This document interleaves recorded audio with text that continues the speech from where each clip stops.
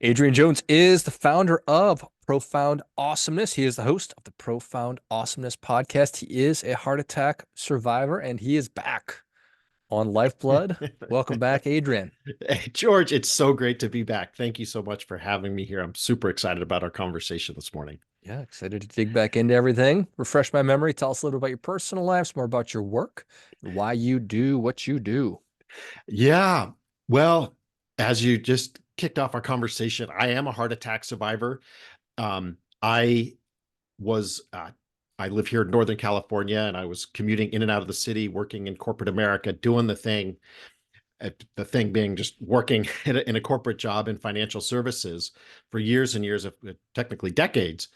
And in October of 2016, I suffered a widowmaker heart attack. And George, to be perfectly honest, life as I knew it changed forever. And as I like to say, Adrian 2.0 was created. And what became abundantly clear to me, in fact, when I got out of the hospital and I laid in my bed on leave from work, I would stare at the ceiling and wonder why I survived. Like, why me? Why did I survive a really serious widowmaker heart attack?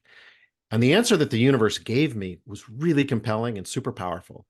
And it was use your story to help and inspire people. And at the time, I had no idea how to manifest that. Like, okay, whatever that means, I love it. I will answer this calling. I will figure it out. And so I got off leave and was able to go back to work. And I went back to work in corporate America. But I knew I had a new calling in life, and it was different than climbing the corporate ladder. And so I started to blog under a pseudonym about all things heart attack related. I'm an adoptee now in Reunion. So I blogged about adoptee advocacy and what it's like to be an adoptee. I got more comfortable with that. I started to pen things under my own name. I started to write articles that were published. I did public talks for the American Heart Association. To your point, I launched a podcast called Profound Awesomeness in 2021. But I knew it wasn't enough for me. And so I was still in corporate America doing all the things that go with it. And I wasn't answering this calling adequately enough for me. And so ultimately, what I decided to do earlier this year was to drop out of corporate America and start a new business to help and inspire people. And so I am now, without a W-2, I'm a full-blown entrepreneur. And we have soft launched this business with the hopes that we can provide hope and inspiration for folks. Well, congratulations. How does it how does it feel?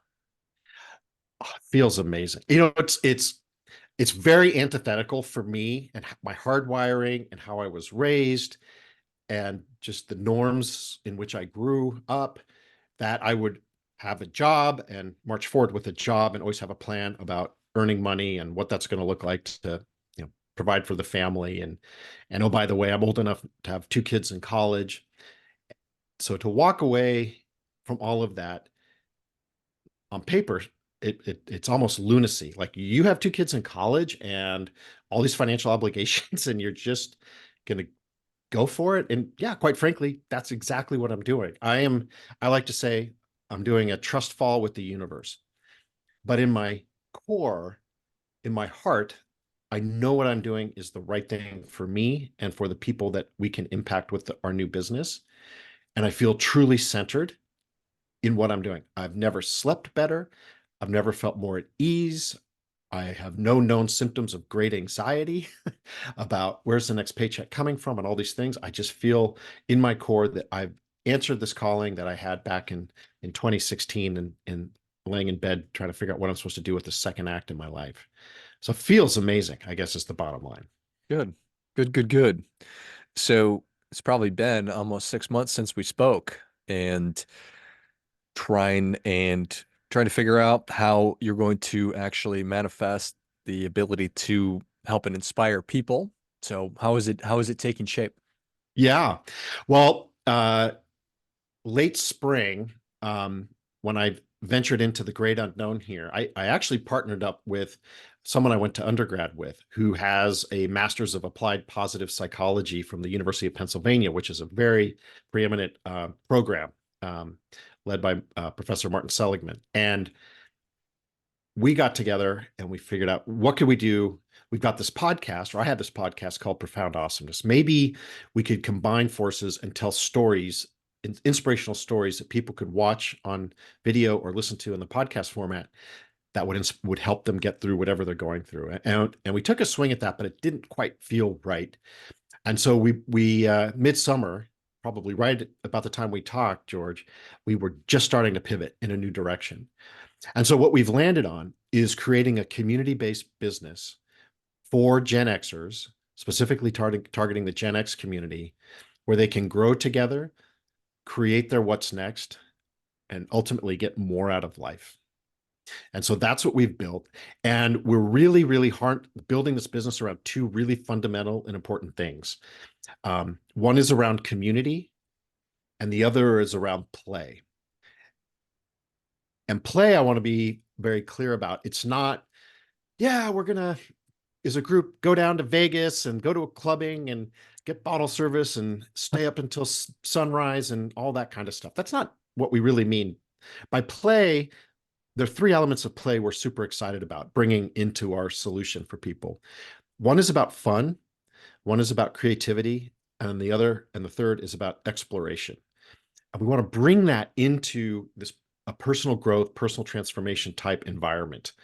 And so with community and play as the key tenets for what we're building, we're going to offer curated trips and experiences where we work with travel partners to send our members around the country, around the world to do interesting things together, but there will be more intentional travel.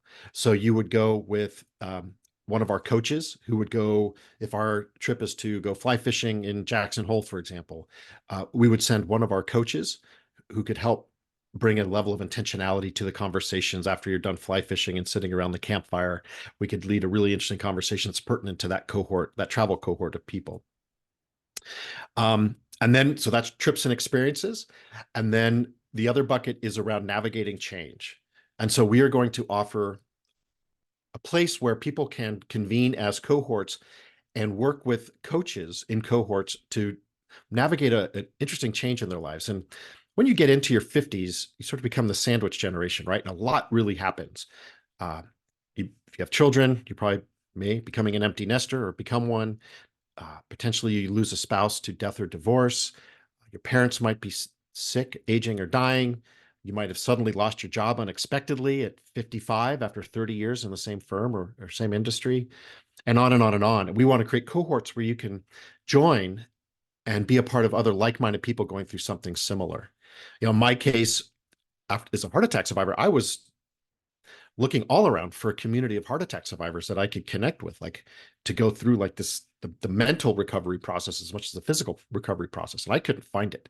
So we want to offer that as this navigating change bucket. And then the third bucket is around reimagining work. And and we're super excited to say we have actually launched this business line, and we have people coming on board who are going to join this program, which will be a 13-week program where you work again, we're community-based, so you work in a small cluster of people or cohort of people that will be led by a very, very experienced, talented career advisor and coach to help you assess, look at, and move around and define your limiting beliefs and create a better path forward for you in your work or your calling, however you see it. And we think that going through that process with people, you get the benefit of accountability group, an idea factory, you tap into their networks as you go through this together, and you just have people you can relate to. Like finding work at this age group can be a lonely process. And we want to take the lonely out of that process. And so we think creating something where you can go through this as a cohort or community would be really important.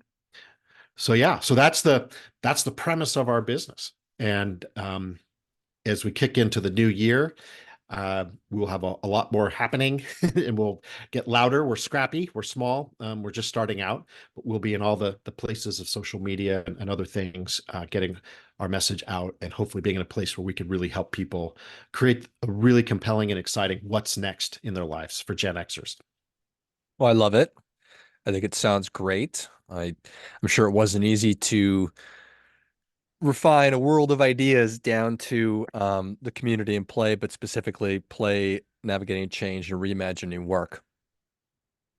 Yeah, it took longer than we would have thought or I would have liked, but at the same time, I've got bills to pay. So it was like, all right, let's go, people.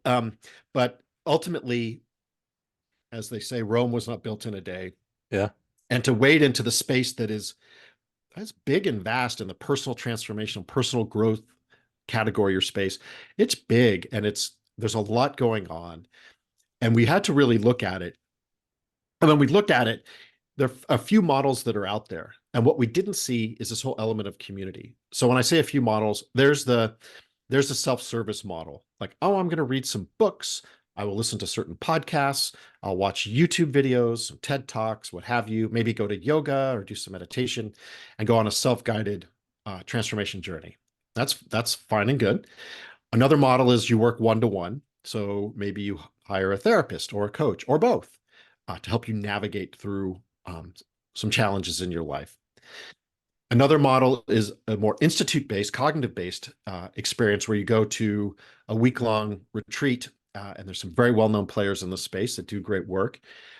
We do very intensive work for 5 days. You get there, you hand over your cell phone and all those things, and you're just locked in to really doing, as I like to say, pull your guts out and put them on an operating table and examine them, and then stitch yourself all back up together like Humpty Dumpty. But what we didn't see is this, like, how about going through all this together? And we believe that the answer for our growth is within each of us. And we, is our business, are providing coaches slash guides to help people on that journey. But you're doing it with like-minded people who get it, who can relate to where you're at and meet you where you're at. And we think that's a missing element in a service model that we want to make available to people. I think that makes a lot of sense. I think it makes a lot of sense. It's funny that things usually take longer than we Oh like. yeah. It's closer than you think, but it takes a little longer than we want. Um, it's interesting. I know just from my experience with my wife, we went through fertility stuff, having our kids, and she found all these wonderful communities online that she was able to connect. And I have been able to find my community here locally and then nationally in different places. Do you find that is it going to be men and women? Are you going to break it out? How have you thought about that? Yeah, that's a phenomenal and really important question. I'm so glad you asked it. As we were designing this, we were looking at, is this men only? Because my co-founder and I are men, and men, I think, are underserved in many ways in this space. Or do we go multi-gender, dual gender, however you want to look at it? And we opted for the latter. And so it's not just men only, it's all gender. And we feel like that's just the best way we could have impact. And then as we design things as we go, we I can very much foresee us having groups like, fertility groups for women, or uh, whatever for men, and newly divorced men. Like, we could create a cohort for them, and maybe they take a trip someplace and they go on a trip to San Miguel de Allende in Mexico, this great artist community down there, and try their hand at pottery and sort of build these really important supportive bonds with one another. So yeah, the groups themselves that are created will really be defined as we continue to build out and where the needs are. And I'll also say that this is a national program. We are launching it here in the San Francisco Bay Area, but it's a lot of internet-based services, and our platform will be internet-based. So this will be available for anyone in the U.S. And then we have big ideas about other countries, but first things first, let's get this stood up here in the States and do a great job and really help people and get this thing sorted out, and then we can uh, look beyond our borders. Yeah, no, I'm excited for you. I am somebody who loves ideas, and I love community more than ideas. And it's been an interesting thing. I'm listening to this book, Bowling Alone, that's now come out a long time ago. And it just talks about how we used to be more community oriented and now we're less so. And that's not good.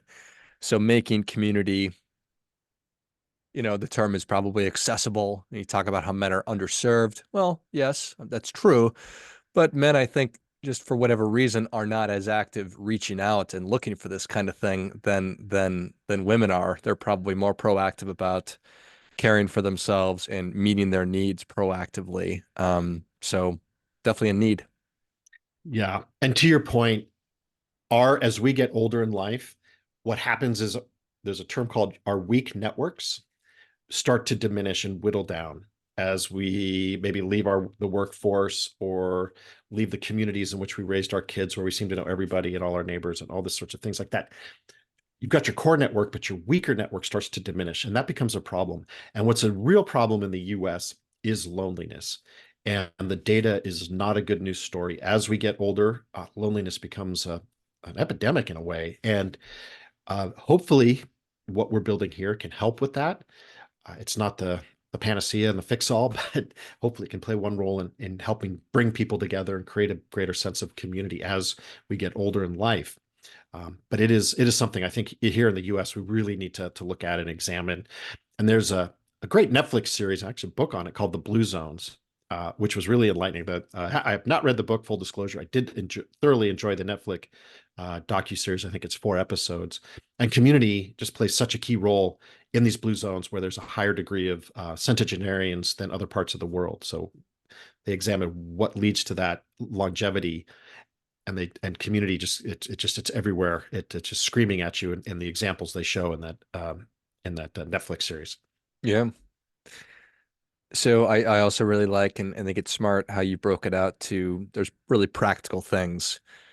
I think that's maybe an appropriate term about navigating transition and change, because when that happens, then we're looking for it's sort of an event-driven thing.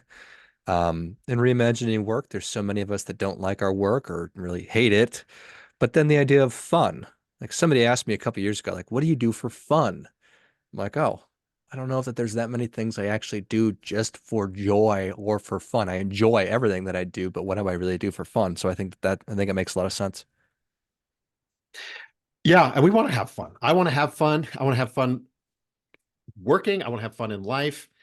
And the when you look at the category conventions in the personal growth and transformation space, I don't think it's littered with fun. I think it's deeply intensive, can be daunting, can be emotional. I don't think a lot of people characterize it as fun.